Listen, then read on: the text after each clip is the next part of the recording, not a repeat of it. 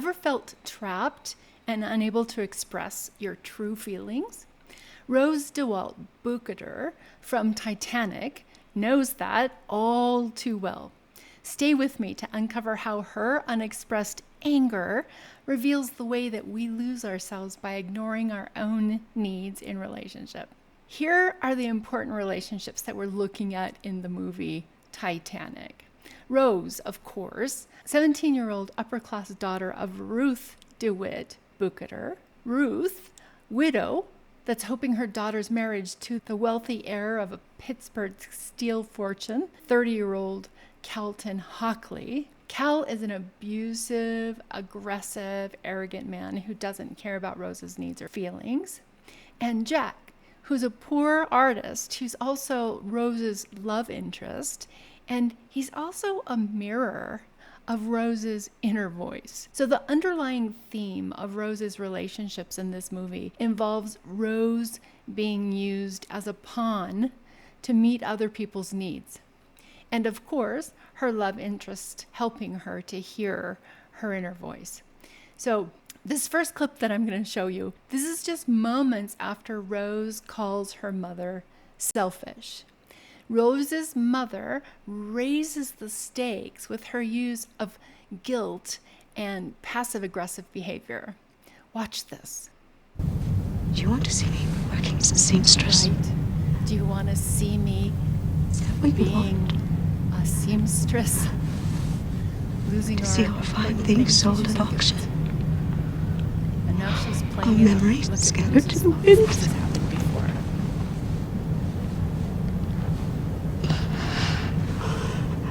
So finally she says, it's so unfair. She's talking about her mom's behavior. It's so unfair. Mom changes Of course it's the unfair. meaning of what Rose is saying. We're She women. ignored the underlying meaning of Rose's words. It's so unfair. She was talking about what mom was doing to her and not wanting to marry Cal. But abusive people will do that often. They will pretend to not understand what we're really saying. And in that way, she excused herself of the responsibility for what she was doing to Rose. So she used guilt. Lots of parents use guilt to get what they want from their kids. And then that gets us sort of preconditioned to respond to other people out of a sense of guilt instead of listening to our own needs and feelings. Rose is saying what you're doing isn't fair. Mother switched it up to make it hard for her to track. And one of the things that happens when someone pretends that they miss the meaning of what we're saying to avoid responsibility for their own selfish motivation is it can make us feel very confused because we're already feeling vulnerable, and that meaning shift is enough to get us off of confronting the person who was doing something that they shouldn't have been doing to us in the first place. Okay, next clip. Watch what Rose does with her anger. She's doing something defiant right now. Mom says something about it. You know I don't like that. Angry look, blows smoke in her face. Oh, boundary violation. She knows. Somebody else is noticing, Mrs. Brown. We'll both have the lamb. Rare with very He little mint orders sauce. for her. Look at the You like smile, that, right, anger, Vicky? disgust. Sausage. You gonna cut her meat And forward somebody too there, sitting Cal? around cannot help but say something about it. So this is an example of how sometimes people around us can see things that are not normal, and they call them out while we just sit there feeling stuck. It really is true that when someone around you, in particular your romantic partner, ignores your needs while simultaneously pretending that you shouldn't have those needs, there's a kind of minimizing that takes place, and that makes the expression of your feelings even more difficult. If that happened in your childhood, then you're going to be much more likely to fall prey to that in your adult relationships. If you've ever been in that position, it gets really hard to even know what to say. My first relationship was like that, and that assumption that somebody should be taking care of you and watching out for your back, then they don't. It causes some pretty strong confusion. It also creates a pattern that reflects a sense of learned helplessness, and our brain kind of just shuts down in response to that aggressive dismissal of our needs by people that are supposed to support our needs. and to help our needs get met. So there's lots of ways that unexpressed anger shows up. And Rose shows us several of them. The first is resentment. You can see how it blocks communication. She's not even trying to communicate. And it's going to, assuming that she were in a trustful relationship, that it would further impact the breakdown of trust. In this situation, there's really nothing Rose can do to get her mother or Cal to listen. Her best strategy would be to hear herself and stand up for herself, which we know in the movie she eventually does. She also shows passive-aggressive behavior, that blowing smoke at her mother, the look that she gives to Cal. Those are examples of not saying directly what you're feeling, but expressing anger in indirect ways. Then there's the erosion of self-esteem that is caused by unspoken anger. And we see that where instead of speaking up, she opts to try to jump off the ship. And just at the moment where she does that, she meets Jack, who rescues her. Jack seems to be the voice of reason, and he reflects her feelings back to her. But watch in this clip, you can see her inner conflict. She is angry, she's feeling stuck, but she's trying to keep her feelings shut down. I'll be fine. Really. Do you believe her? Really? I don't. He doesn't either. I don't think so. They've got you trapped, Rose. They've got you trapped. And you're gonna You can die if see you it. don't break free. Maybe not right away because you're strong, Look but at the tears. She knows he's speaking the truth. sooner or later, that fire that I love about you, Rose, that fire is gonna burn out. The fire will burn out. So what Jack challenges Rose to see is to listen to herself so she can speak up. So there are some lessons that we can take from this. Titanic does not show us the long-term impact of resentment on the relationship between Cal and Rose because the ship is sinking. So there's no time for that. But we do see later in the movie that Rose abandons her mother on the life raft. That's anger that Rose finally uses to stand up for herself. Goodbye, Mother. Rose? Rose, come back! Are you cold? What, to him? What, to be a whore to a gutter rat? No, wait! I'd rather be his whore than your wife.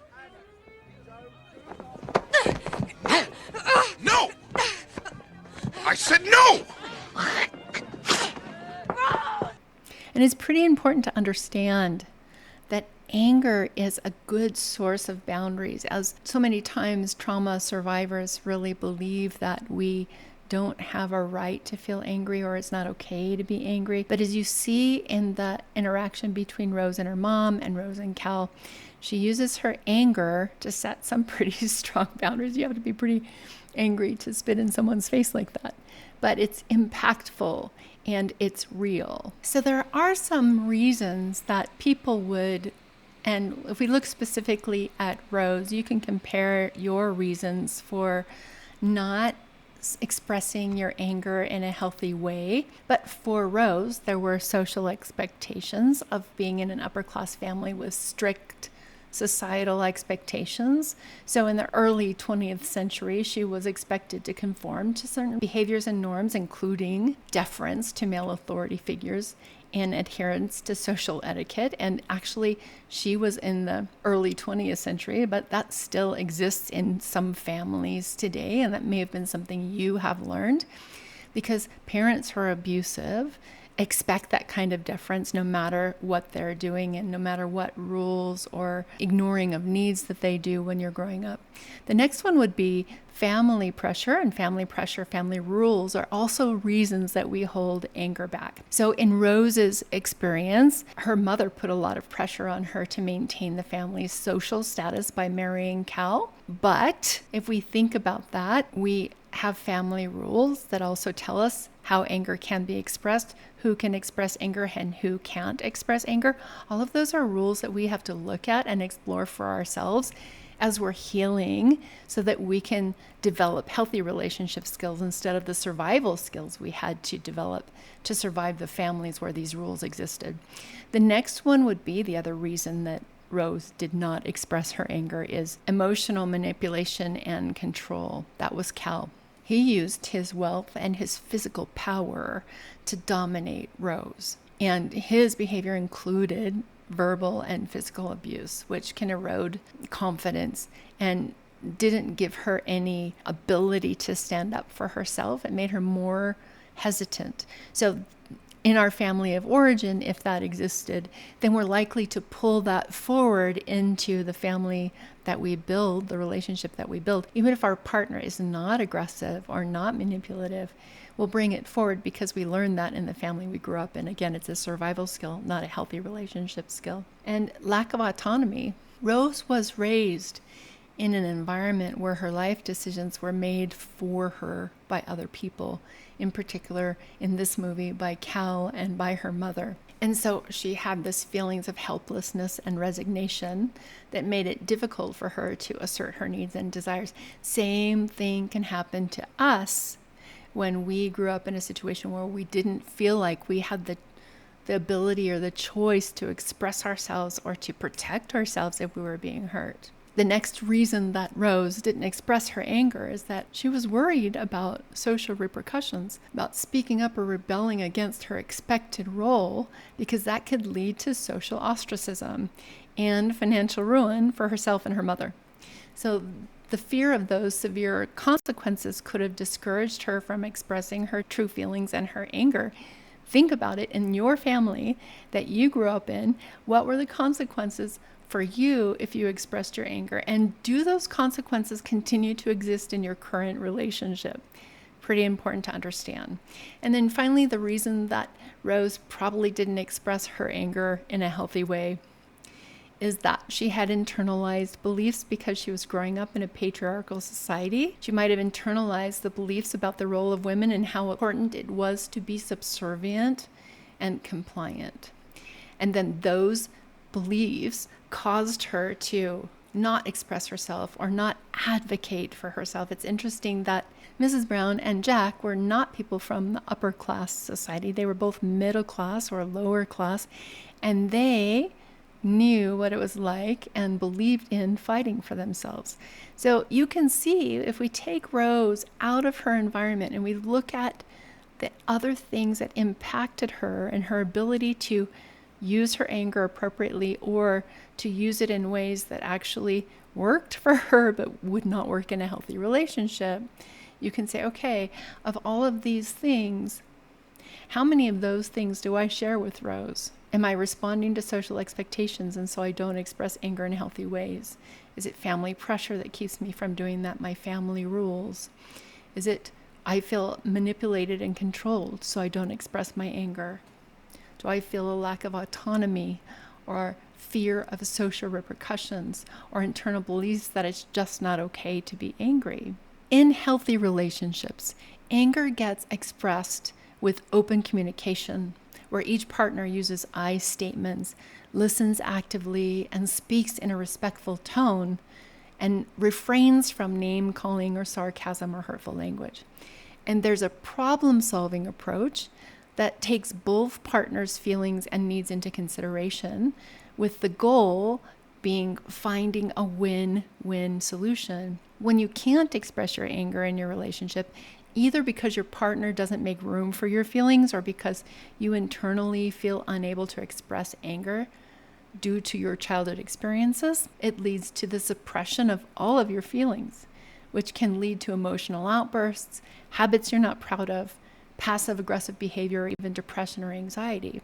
And long-term, the buildup of your unexpressed anger hurts you and your relationship. It also can lead to resentment, as I pointed out already and you saw in the clips. It can lead to the impact on your self-esteem, so that long-term you have feelings of being undervalued or overlooked, which lead to a cycle of negative feelings about yourself and who you are in the world and your relationships.